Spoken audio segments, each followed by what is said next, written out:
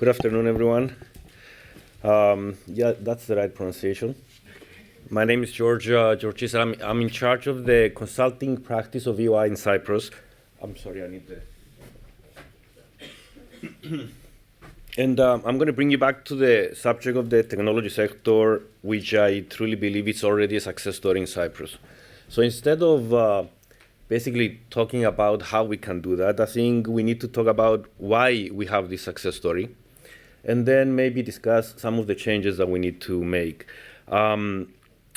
Before the black screen starts being populated, I think we missed something that is important probably to all of the Cypriots in the room, and it doesn't have anything to do with KPIs or charts or numbers. It's about the fact that this island is extremely resilient. If you look at the history, and it overshadows everything that we've been talking about today. If you look at the history, we went through an invasion and a war, a real estate crisis, a banking crisis, a new war and sanctions, and we recover. We recover within a year, sometimes within the same year, sometimes within 2 years, or sometimes we keep having growth. Why am I saying this? I'm saying this because one of the key elements that I want to discuss later on about the technology sector is something that has been challenged a lot today, which is the skills and the capability of the people on the island. And I think the reason we are very resilient, and the reason Alex from CVC before in his second sentence said we have very high quality capability and people in Cyprus is because we do, and it's a game changer. So we have a success story. Let's talk about why. Mr. Patsalidis and I think Evgenios talked about the Cyprus Vision 2035, which is a coordinated effort and a plan to make Cyprus a place to live in, work, and do business. And it's working. The technology companies didn't move to Cyprus accidentally. At the same time, we invested in infrastructure. Cyprus has the fastest 5G network in Europe for second year in a row. I don't think anybody knows that. We have 100% population coverage of 5G, the only country in the world. Okay, we're small, but it's an achievement. We talked about market access, the EU market access, and talent.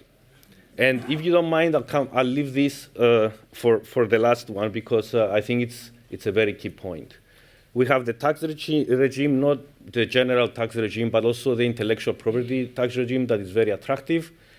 And after a few years of effort, 2 to 3 years, we have had the fastest performance rate in the EU when it comes to being an innovator country, and we rank above the EU average, and actually the performances keep progressing and becoming better and better. And something that we said a lot, many times today, we have a good lifestyle, good weather, but also a good business support network. And what does this mean? In addition to the professional services, in addition to quality education and quality healthcare services, we have started being able to cooperate between the public and private sectors. One of the key reasons that we have this success in the technology sector in Cyprus is that the private sector came together. About 100 companies came together, created an association called the Tech Island that is working with the government in a structured and planned way to attract more investments and make sure that any company that moves to Cyprus and bases its headquarters there in the technology domain is supported. Last but not least, and then we'll go back to talent. The government side. It needs a bit more work, but again, the previous government and definitely the current government is investing a lot. I think Chris said before that they have established a digital factory to create fast digital delivery for citizen services, a bunch of incentives, the digital nomad startup visa, the tax incentives for individual, about 55K, basically half tax for 17 years, if I remember. Spouse access to employment, a lot of benefits that makes easy for individuals to move to Cyprus. A lot of funding from RRP, a bunch of it on digital transition and green transition, and also something that I think is very important, we started seeing the cooperation of the public and private domains in what we call digital government,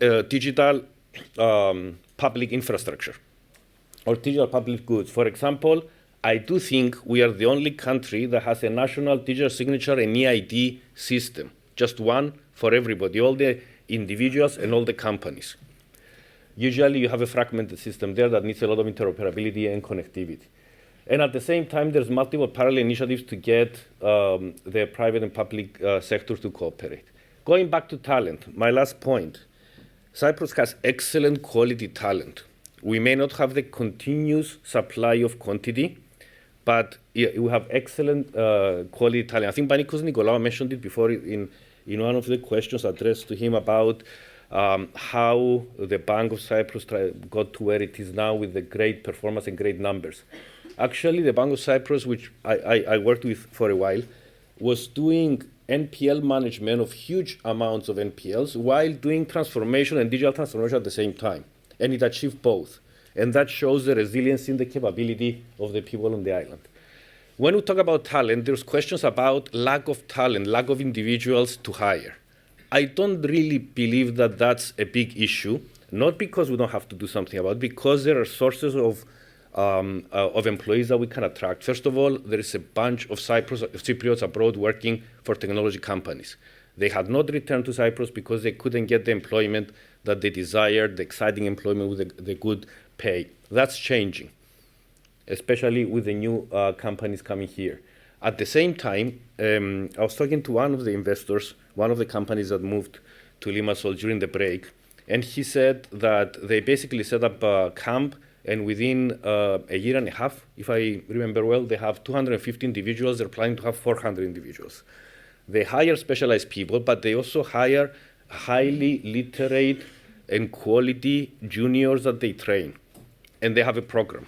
And that actually makes more sense for them. So depending on the type of company you are, you can do that. So cut the long story short, I think the success story of the technology sector in Cyprus and the companies moving there to base camp is a result of the resilience of the island, the cooperation of the public and private sector, and I think we're going to see much more from this coming through. Thank you.